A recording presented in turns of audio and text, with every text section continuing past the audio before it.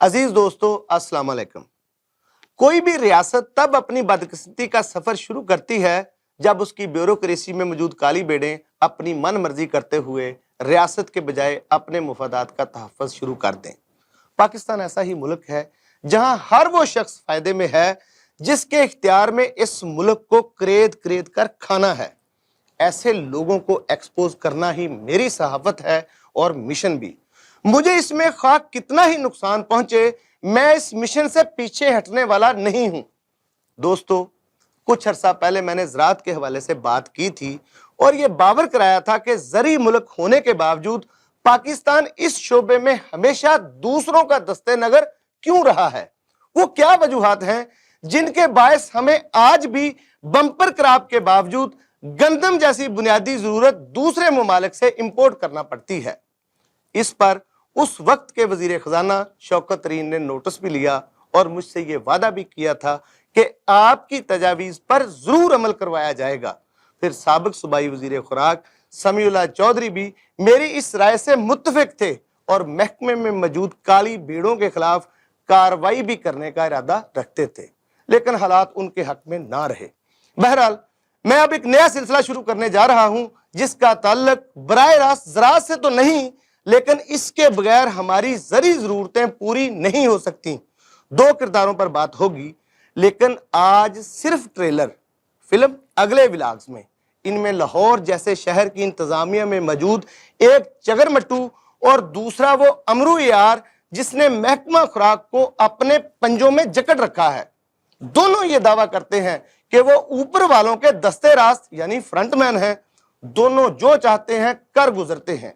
दोनों के साथ से लामहदूद और जिंदगी गुजारने का अंदाज शहाना है।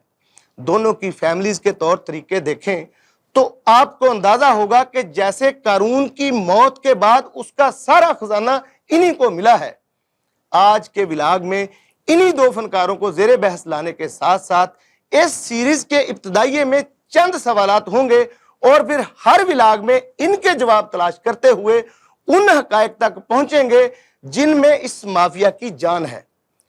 वो जोंकें बेनकाब की जाएंगी जो आम आदमी के हकूक का लहू चूस रही हैं। ये कौन है, किस किस रूप में और कैसे पलती हैं, सब का सब आपके सामने खोल के रखा जाएगा। सबसे पहले इन दो कैरेक्टर्स को आपके सामने रखने जा रहा हूं जो इस लूट मार गैंग के बहुत छोटे किरदार हैं। पहला डीसी ऑफिस में शानदार दफ्तर में बैठा पीआरओ है जो इख्तियारात के हवाले से किसी फिरौन से कम नहीं। जी हां, आम सा पीआरओ जिसका काम खबरें लगवाना या अपने महकमे का इमेज बेहतर बनाना है। लेकिन ये साहब इस काम के सिवा हर वो पंगा लेते हैं जिसका इनके साथ दूर पार का भी कोई वास्ता नहीं। ये जनाब अपने तई खुद को डिप्टी कमिश्नर समझने के नफसियाती आर्जे में मुब्तला हैं। एहसासे कमतरी ऐसा कि आला दफ्तर से लेकर कीमती सरकारी गाड़ी तक में सफर करना, दूसरों पर रोब झाड़ना इनकी सृष्ट में शामिल है। ये मसूफ एक तवील अरसे से फूड अथॉरिटी के पीआरओ के तौर पर काम कर रहे थे। इनके बारे में वहां ये राय आम थी कि ये ऊपर वालों के फ्रंटमैन के तौर पर काम करते हैं। इन्होंने कितना और कैसे माल कमाया, ये तफसील बड़ी संगीन भी है और रंगीन भी। ये आम छोटे मोटे पकवान हाउसेस से लेकर खानों के बड़े बड़े मराकज और फूड फैक्ट्रियों तक से साजबाज करने जैसे इल्जामात की जद में रहे हैं। कंट्रैक्ट पर भर्तियों से लेकर जाली मुखबरों की सरकारी खजाने से सेवा तक ऐसी ऐसी दिहाड़ियां हैं कि बस गजब खुदा का। ये फूड अथॉरिटी में मौजूद अफसरान को ब्लैक मेल भी करते रहे और प्रिंटिंग से मुतल्लिका मामलात में लंबी लंबी दिहाड़ियां लगाते रहे।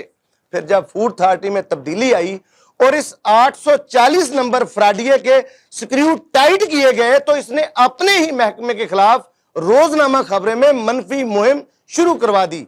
ऐसी ही मशकूक हरकत के बायस इस चगरमट्टू को पिछवाड़े पर लात मारकर फूड अथॉरिटी से निकाल दिया गया। लेकिन वो कहते हैं ना कि मज्जा दिया पैना। इन साहब ने अपने जराए इस्तेमाल किए और एक ऐसा नोटिफिकेशन करवा लिया जो कानूनी तौर पर हो ही नहीं सकता था। जी हां, अपना ही कानून और अपना ही धंधा। यह नोटिफिकेशन क्या था? اور پھر کیوں فوری طور پر یہ نوٹیفکیشن واپس لیا گیا؟ ہمارے انویسٹیگیشن سیل کے پاس مکمل معلومات موجود ہیں جنہیں ہم آئندہ گفتگو میں زیر بحث لائیں گے۔ اس چگر مٹو کے بارے میں ایسے حقائق سامنے آ رہے ہیں جو ہوش اڑا کے رکھ دیں گے۔ یہ موصوف اب کیا کر رہے ہیں؟ جس دفتر میں براجمان ہے اس کی تزئین و رائش پر کتنا خرچ ہوا، وہاں ان کی ذمہ داری کیا ہے، یہ کس خاتون شخصیت کا نام بیچ کر جیب گرم کر رہے ہیں اور دوسروں کو اپنا تعارف کن الفاظ میں کرواتے ہیں، یہ بھی بڑا دلچسپ معاملہ ہے جو ہم آئندہ گفتگو میں آپ کے گوش گزار کرنے جا رہے ہیں۔ اب جناب دوسری شخصیت، یہ محکمہ خوراک کے ایسے امرو عیار ہیں جن کی زنبیل میں جتنا چاہے مال ڈالتے جاؤ یہ بھرتی ہی نہیں۔ اس امرو عیار کی بھرتی محکمے میں بطور ریسرچ آفیسر ہوئی، لیکن یہ موصوف جس ذمہ داری کے لیے رکھے گئے تھے وہاں ان کا کام انتہائی ضروری ہونے کے باوجود کارکردگی صفر ہے۔ یہ اپنی مخصوص خدمات کے باعث ڈپٹی ڈائریکٹر کی پوسٹ پر قابض ہیں۔ محکمے میں نے ڈائریکٹر فوڈ شعیب جدون کا فرنٹ مین بھی کہا جاتا ہے۔ پہلا سوال تو یہ ہے کہ ایک ریسرچ افسر کا کام انتظامی امور سے متعلقہ ہو ہی نہیں سکتا۔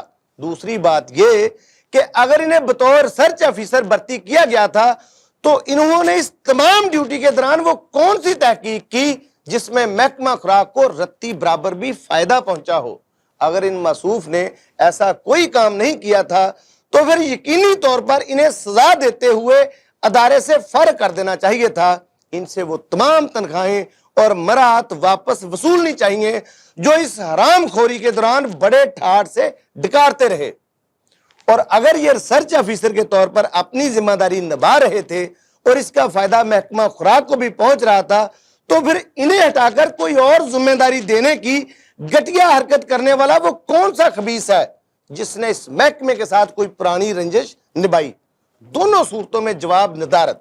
حقیقت یہ ہے کہ اس شخص کو اوپر والوں نے اپنے فرنٹ مین کے طور پر یہاں ٹرانسفر کیا، اور یہ موصوف کرپشن کے مقدمات میں ملوث ہونے کے باوجود ایسا کام کر رہے ہیں جس میں شفافیت ہی بنیادی وصف ہونا چاہیے۔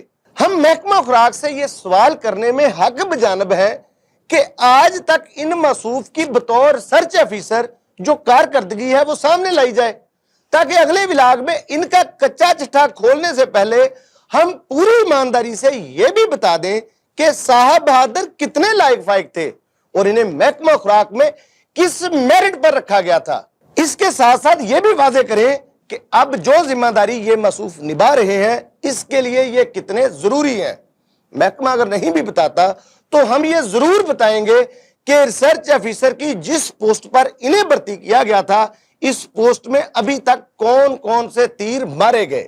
بات کو آگے بڑھانے سے پہلے ہم آپ کے گوش گزار کرتے چلیں کہ گندم کا سیزن آ گیا ہے، گندم کی کٹائی شروع ہو رہی ہے، اور یہ وہ وقت ہوتا ہے جب کسان کے ساتھ ساتھ ہر وہ شخص اپنے اپنے منصوبے بنائے منتظر ہوتا ہے کہ اب مال پانی اکٹھا کرنے کا وقت آ رہا ہے۔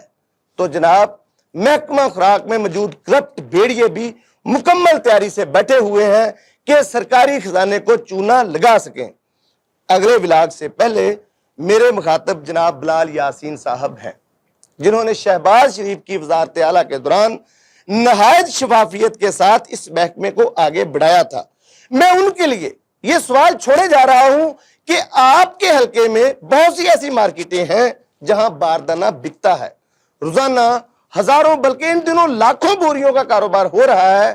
آپ اچھے سے اچھے باردانہ کا ریٹ پوچھ لیجئے اور اس کے بعد ڈائریکٹر فوڈ، ڈپٹی ڈائریکٹر اور دیگر فنکاروں سے وہ ٹینڈر طلب کیجئے جس میں لکھی رقم کا موازنہ اوپن مارکیٹ سے کرتے ہوئے خود ہی اندازہ کیجئے کہ آپ کی ناک تلے کتنا بڑا فراڈ ہونے جا رہا ہے۔ ان سارے کالے چوروں کو الٹا لٹکا دیجئے یادگار چوک میں اور مثال بنا دیجئے کہ آپ نہ تو خود کرپٹ ہیں اور نہ ہی ایسے ناصر کو برداشت کرتے ہیں۔ میں سیکٹری خوراک کے حوالے سے بھی کسی بدگمانی کا شکار نہیں، وہ معقول آدمی ہے، میں انہیں پہلے سے جانتا ہوں کہ وہ کرپٹ نہیں ہے۔ ابھی تک اس فراڈ کے رستے میں اگر کوئی واحد رکاوٹ ہے تو وہ سیکٹری خوراک ہی ہے۔ اس کے علاوہ بلال یاسین صاحب پھر یہ بھی کنفرم کر لیجئے کہ اس وقت باردانہ مارکیٹ میں کس ریٹ پر دستیاب تھا اور اب ٹھیکہ لینے والی فرم کون سی ہے اور اس کا ٹینڈر کس طرح بنایا گیا اور وہ کتنی کمپنیاں ہیں جو آپ کو اس سے بہت کم قیمت پر باردانہ دینے کے لیے تیار ہیں۔ ان چند سوالات کے ساتھ میرے آئندہ ولاگ کا انتظار کیجئے گا جس میں ایسے ہوش ربا انکشافات ہوں گے کہ آپ سن کر دنگ رہ جائیں گے۔